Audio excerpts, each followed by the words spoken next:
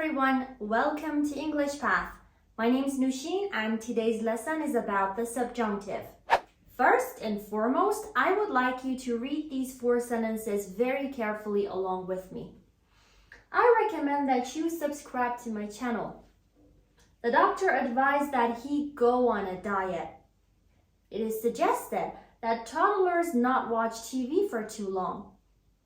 He has always requested that his steak be medium rare. Now I have a question. I recommend that you subscribe to my channel. Do I know whether you will subscribe to my channel or not? Of course not. I don't know. You might subscribe, you might not. But I recommend that you do. Even if you do subscribe to my channel, do I know when it will happen? Do I know when you will do it? Again, the answer is negative. I don't.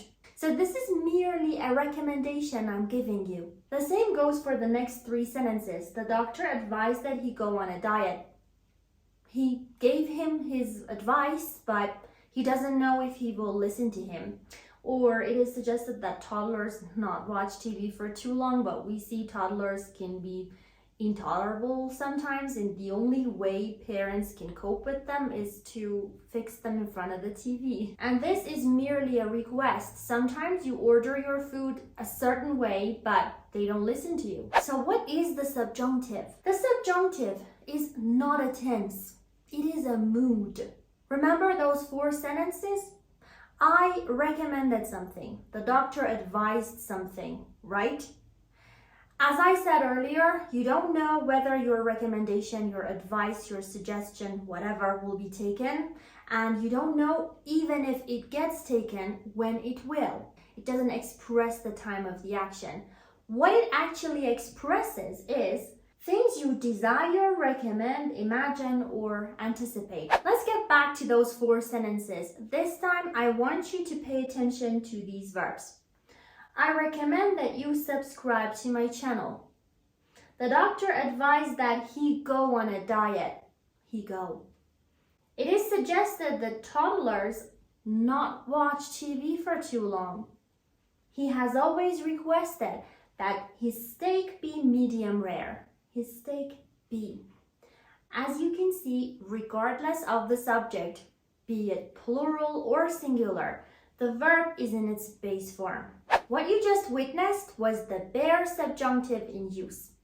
When you use the bare subjunctive, it means you use the base form of the verb for all verbs and for all persons, singular or plural. I, you, she, he, it, we, you, they.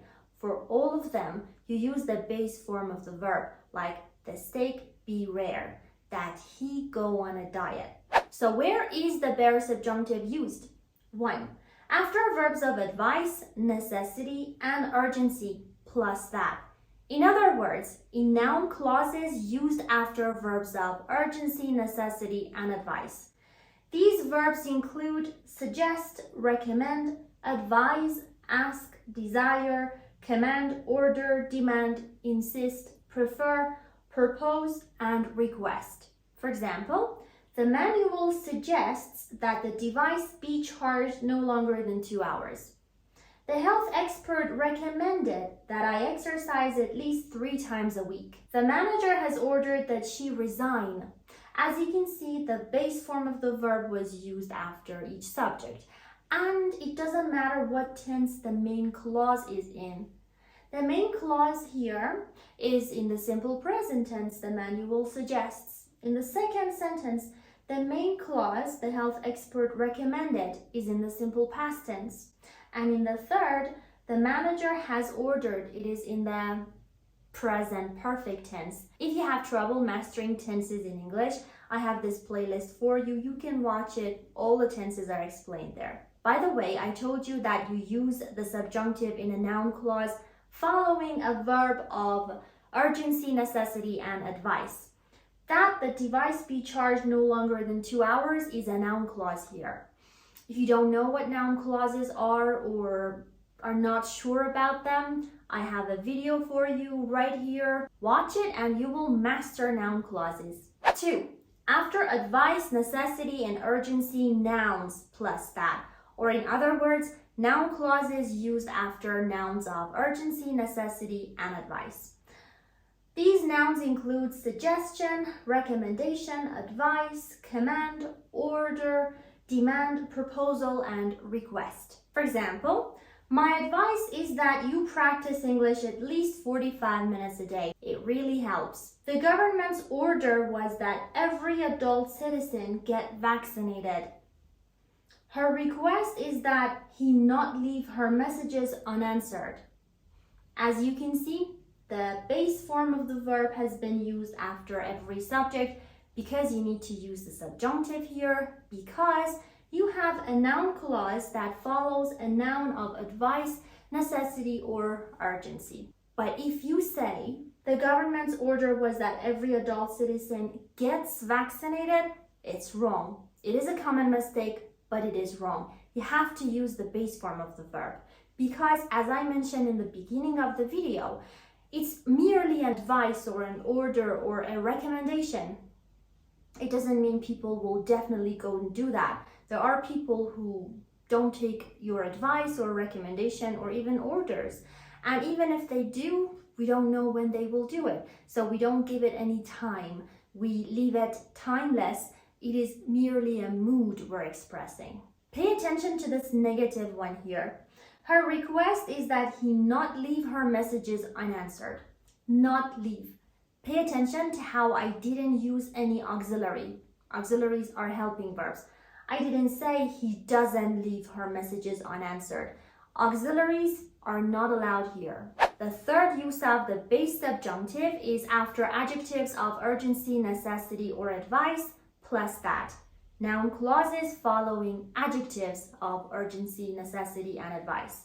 These adjectives include suggested, recommended, advisable, necessary, essential, best, crucial, desirable, imperative, important, unthinkable, urgent, vital, plus, keen, eager, adamant, anxious, determined. It's essential that you spend no longer than 60 minutes on writing tasks 1 and 2 in the IELTS test.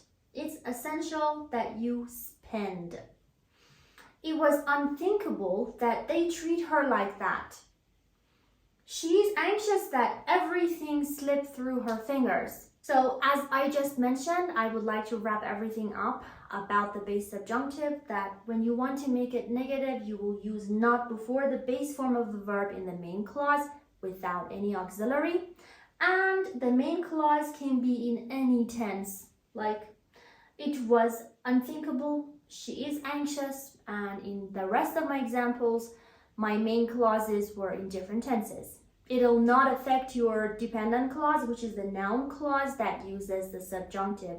You use the base form of the verb no matter what tense the main clause is in.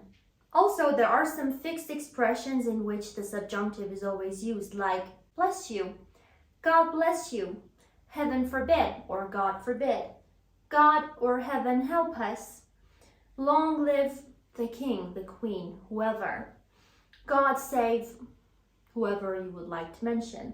Or be that as it may, it means despite that. You use this in conversation to show that it didn't change your opinion, but you just want to change the topic. The were subjunctive. This one is used in formal if clauses, wish clauses, as if clauses, and suppose clauses. Like, if I were a bird, I would fly everywhere I wanted freely.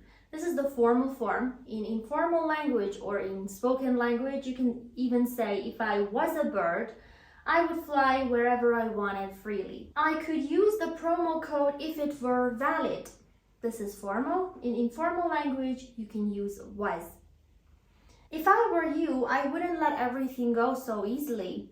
So in both formal and informal English, they use if I were you. No one says if I was you, even in colloquial language. Formal, she speaks as if she were the boss. Informal, she speaks as if she was the boss. Both of these are expressing unreal situations. She's not the boss. I've explained everything about conditional sentences here in this video, and I recommend that you watch it after this one. Formal, I wish I were happy. Informal, I wish I was happy. If you don't know what they mean, I have explained them in expressing unreality in English in this video. Formal, suppose if he were here, what would you say to him? Informal, suppose if he was here, what would you say to him? And that's it for today, guys. I hope you found this video useful. By the way, I've recently relaunched my Instagram page, which is instagram.com/english.path. Give me a follow there if you would like, because I share lots of quizzes and interesting facts there. If you enjoyed this video, please don't forget to hit the like button. Please subscribe to my channel if you're new. And if you have any questions about English, write them in the comments. I will definitely respond. Take care, guys. See ya.